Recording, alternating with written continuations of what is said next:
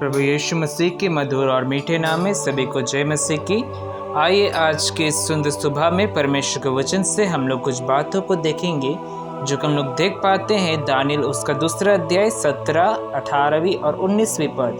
वहाँ पर इस प्रकार लिखा है, तब दानियल ने अपने घर जाकर अपने संगी हनन्याह, मिशाएल और अर्जिया को यह हाल बताकर कहा, इस भेद के विषय में स्वर्ग के परमेश्वर की दया के लिए यह कहकर प्रार्थना करो कि बेबीलोन के और सब पंडितों के संग दानियल और उसके संगी भी नष्ट ना किया जाए।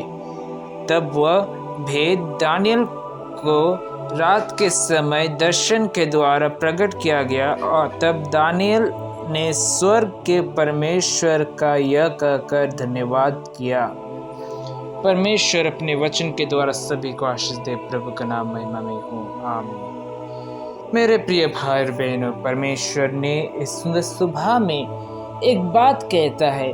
जब हम लोग दानियल उसका दूसरा शुरुआती से देखेंगे तो ये जो राजा नबूकदनेस्सर है, इसको एक सपन नजर आता है और उस सपन का उसका अर्थ उसको समझ में ही नहीं आता है। फिर वो कुछ पंडितों को, जादूगरे को, फिर कुछ महान जो शास्त्री लोग हैं उनको बुलाते हैं, जिससे वे लोग उनको उस सपन को बताए और उस सपन का अर्थ भी बताए। लेकिन उनमें से कोई भी नहीं बता सकते थे। लेकिन उनका ये मानना था कि दानियल जिसके पास पवित्र ईश्वर है, उनका ये मानना था कि भगवान लोग हैं, जो पवित्र भगवान लोग हैं, उनके द्वारा वे लोग दानियल जो है भविष्यवाणी करके कह सकता है कि क्या बात है।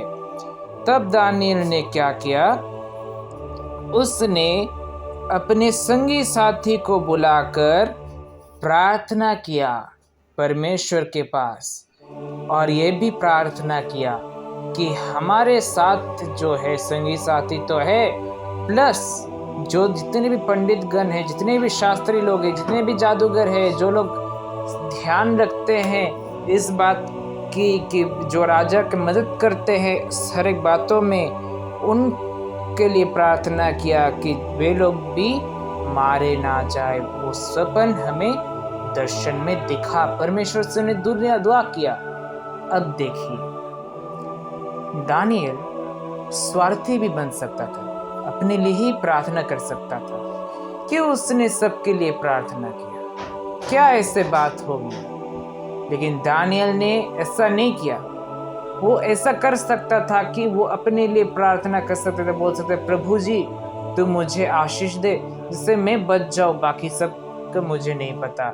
वो ऐसा भी कर सकता था, मैं और अपने संगी साथी जो है उनके लिए प्रार्थना कर सकता था। उसने सबके लिए क्यों प्रार्थना किया? इसलिए किया कि परमेश्वर का जो प्रेम है वो प्रकट करना चाहता था कि परमेश्वर सिर्फ इज़राइलियों को नहीं बल्कि सबको बचाता है।